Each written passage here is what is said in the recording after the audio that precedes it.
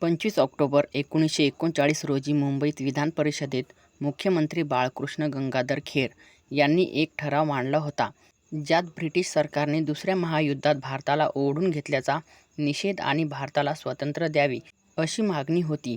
या ठरावावर डॉ. बाबासाहेब आंबेडकर यांनी दिलेलं भाषण भारतीय इतिहासातील एक महत्त्वाचं विचारप्रवर्तक आणि संतुलित विधान होतं.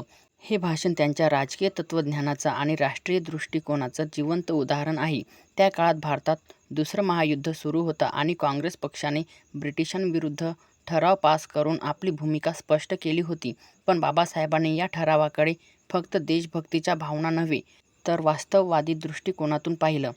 त्यांनी सांगितलं की भारताला स्वातंत्र्य हवं हे निर्विवाद सत्य आहे, परंतु हे स्वातंत्र्य मिळाल्यानंतर देशातील सर्व समाजवर्गांना, विशेषतः अस्पृश्य, दलित, मागासवर्गीय, आदिवासी आणि अल्पसंख्याकांना समान हक्क आणि संधी मिळतील का?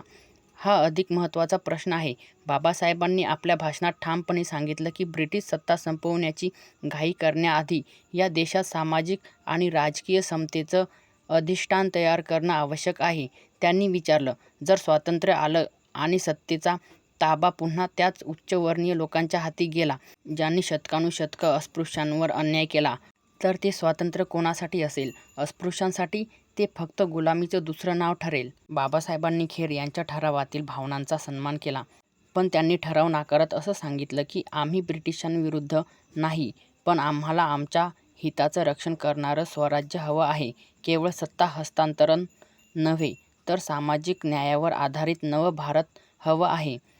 त्यांच्या भाषणात त्यांनी स्पष्ट केलं की अस्पृश्य समाजाला स्वातंत्र्यानंतर राजकीय प्रतिनिधित्व, शैक्षणिक संधी आणि आर्थिक न्याय मिळाला पाहिजे, अन्यथा स्वातंत्र्याचा अर्थच उरत नाही. या भाषणात बाबासाहेबांनी ब्रिटिश सरकारवरही टीका केली.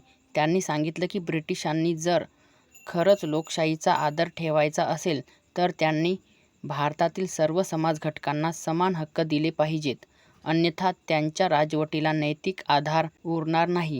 त्यांनी अखेरीस सांगितलं की त्यांचा संघर्ष केवळ सत्तेसाठी नव्हे, तर समानतेसाठी आहे. भारत स्वतंत्र व्हावा, पण त्या स्वातंत्र्याचा लाभ सर्वांना व्हावा, हा त्यांचा मुख्य संदेश होता.